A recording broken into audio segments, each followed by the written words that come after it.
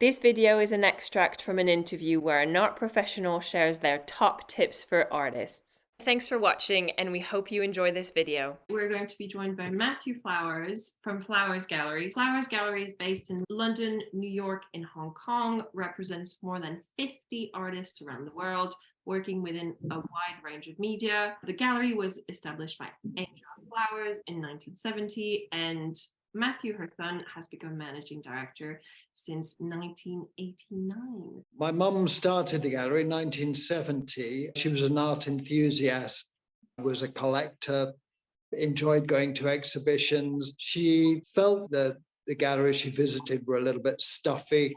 She didn't enjoy being looked up and down when she was interested in buying a picture, and decided that there was an opening for a new kind of gallery. And she wanted to be very friendly, accessible. And so with a little bit of help from an organization called the AIA, the Artists International Association, she opened a space in the middle of Chinatown, on Lyell Street. She embarked on a fairly avant-garde program. The first show was February 1970. The first artist was Patrick Hughes. And I think in the first year, nearly every exhibition got reviewed and she got her name on the map. And within a couple of years, she opened a new space, slightly larger, in the middle of Soho in Portland Mews, just off Darby Street and Berwick Street. And that's where I came in a little bit later. Towards the end of 1975, I was pursuing an interest in rock and roll music and had a band. And my focus was on getting the band to do well and make records and do concerts, etc. But I needed a day job, and I'd shown interest in the gallery from a very early age. I did 2 years as a kind of apprentice working with her, then did a few years of music, and then came back to the gallery. So from 1983, the gallery became my vocation. What I did find very beneficial to me personally was having the experience in playing music, being an artiste, Right. of a sort. I felt that I could bring a lot to the table. And I think it made it very easy for me to work with artists. And my mum pretty much left me to get on with it, running the gallery, expanding it. And so over that next few years, from 1983 to 87, we steadily did better, to the point where we were able to expand to a big space in Hackney, in the East End. And you told us about growing the space in London. What about growing the gallery's reach internationally? Because now, of course, you have spaces in Hong Kong and in New York as well. Yeah, in the mid 1980s, I started going to New York regularly, and it really was the most exciting place for contemporary art that I had ever been to. The spaces were extraordinary, large warehouse spaces.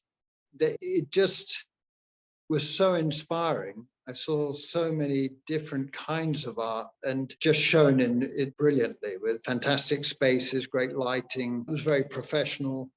So I fell in love with the place. I wanted to bring some of those ideas back to London, and I think we did that by opening the big warehouse space in the East End. But it also made me want to do something there. And as I met a lot of American collectors and expanded the collector base there, it seemed natural in the late 1990s to try and do something there. The first space in America was actually in Santa Monica. We opened late 1997. That ran till about 2003. And then I moved the business to New York, which was really where I wanted to be. I'm sure there's no such thing as a typical day or a typical week. But for the people at home who are curious as to what your job looks like, what does the role of a managing director involve sort of day to day? It's like being a producer of a film. It's so far-reaching. We're not just a gallery space. We act as an agent for the artist. We manage artists' careers. We get involved with framing, shipping, storing works. insurance. We're dealing with clients that range from, local postmen to pop stars and hedge fund managers. It's just such a variety of different tasks. So I can't say really it's one thing or another, but I like to stay in touch. I'm always open to looking at new artists. I think that's really important. I come from the basic ethos that we don't have any kind of business without the artists. For me, the artists are still the key people in this business. And you did mention to me one of the series of shows we did over the years called Artist of the Day. Yes. This was back in 1982, 83. And I had noticed that we'd had a little bit of a drop in the amount of press coverage we were getting. And in those days, in the 70s and early 80s, the critics would generally go to every show that was happening because there weren't many galleries. And if they liked a show or thought it was something to say, they would write about it. And this was dropping off. So we were looking for an idea to re-engage with art critics and maybe bring in fresh artists. So this concept, Artist of the Day, came up. And so essentially it was to invite a well-known or established artist to select an artist they thought could benefit from a one-day exhibition.